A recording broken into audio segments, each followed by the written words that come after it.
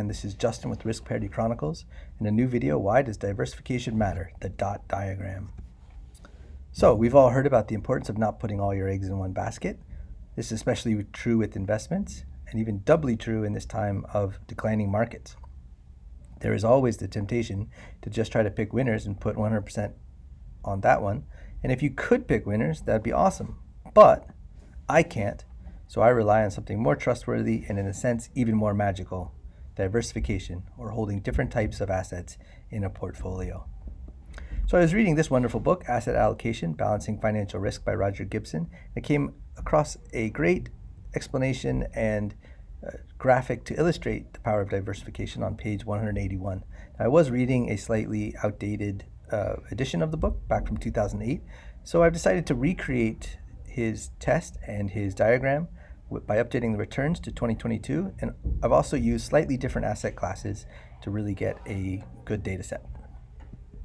So to set up the illustration, this is risk on the horizontal axis down there at the bottom, reward on the vertical, and though people do of course have individual preferences of what they can stand in terms of risk and how much reward they're seeking, generally people want to move to the left in order to reduce risk and to move upwards in order to increase return. So if we assume that the next 50 years look like the last 50 years, and without knowing which is which, see if you can answer the following questions. If you had to choose between owning a randomly chosen blue dot versus a randomly chosen red dot, which would you choose? Now this isn't to say you get to choose which blue dot you want. You just can't say I want that one.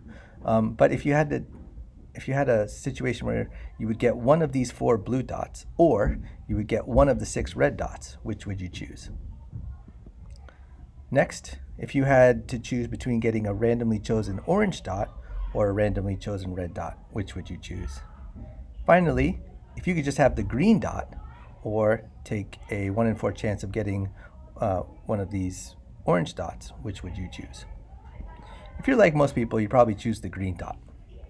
And as you can see, what's happening as you move from blue to red, from red to orange, and from orange to green is that the clustering of those performances gets a little bit more stable, and you move towards the left and you move upwards.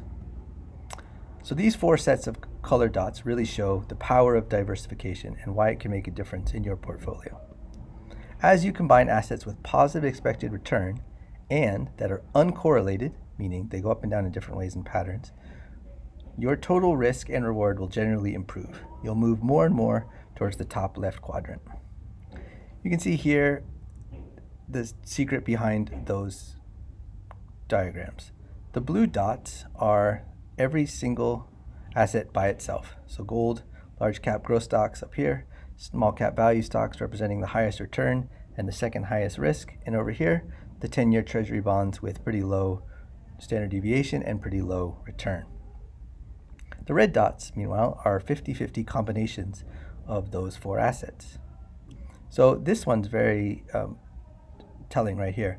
This red dot is large cap and small cap stocks together at 50-50. And you can see it has a lower risk than either one of those components has by itself. So as you combine those 2 asset classes of large cap growth and small cap value, you wind up getting less risk overall and a return that's about halfway between the 2. You can see the other combinations right here. As you include those other combinations, you generally move to the left. With orange, you move upwards as well, and you're going to get more clustering in this area of the diagram. And finally, those are the 3 asset portfolios. And finally, with the green dot, you get all 4 together. You wind up with fairly low standard deviation and pretty good, if not quite the highest possible return. So what this means for individual investors is that you should diversify. Having these positive expected return sources that are uncorrelated with each other can make a big difference for your portfolio and for your investment lives. If you have a chance, try to find assets that are negatively correlated with each other. Now I say chance because correlation is not necessarily set in stone. Correlations change over time, and if you bank on them too much, you can wind up being surprised, such as now when things that are typically negatively correlated have actually gone down together. And I mean their stocks and bonds as I make this video. So for more information about correlation and how it can make a big difference with your portfolio construction, please see my earlier blog post, Key Concept in Risk Parity, Correlation, for which I will leave a link in the description below. So if you have more questions about Risk Parity Chronicles or constructing better portfolios, please see me at riskparitychronicles.com.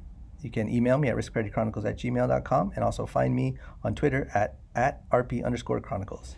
Thanks. Bye-bye.